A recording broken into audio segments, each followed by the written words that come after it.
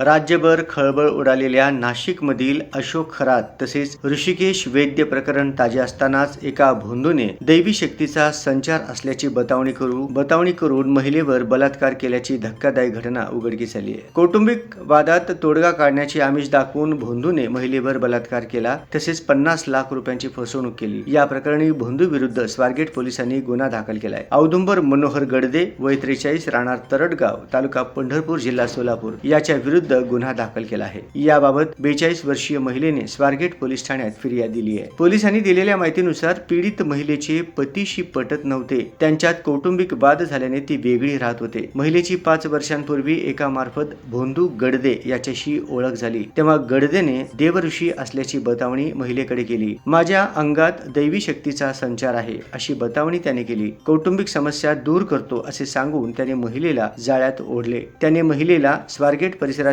एका लॉजवर बोलावून तिच्यावर बलात्कार केला। त्यानंतर त्याने महिलेला माणगाव परिसरात बोलावून तेथील एका लॉजवर बलात्कार केला। महिलेला नोकरी तसेच बांधकाम व्यवसायात गुंतवणूक करण्याचे आमिष दाखवून आरोपी गडदेने तिच्याकडून वेळोवेळी 50,55,000 रुपयांची फसवणूक केली। फसवणूक झाल्याचे लक्षात आल्यानंतर महिलेने नुकतीच पोलिसांकडे तक्रार दिली। पोलीस उपनिरीक्षक पाटील तपास करत आहेत। दरम्यान दैवी शक्तीचा संचार असल्याची बतावणी करून पुण्यातील महिलेवर बलात्कार केल्याप्रकरणी ऋषिकेश श्रीकांत वैद्य वय 39 राहणार वसई जिल्हा पालघर याला अटक करण्यात आली आहे।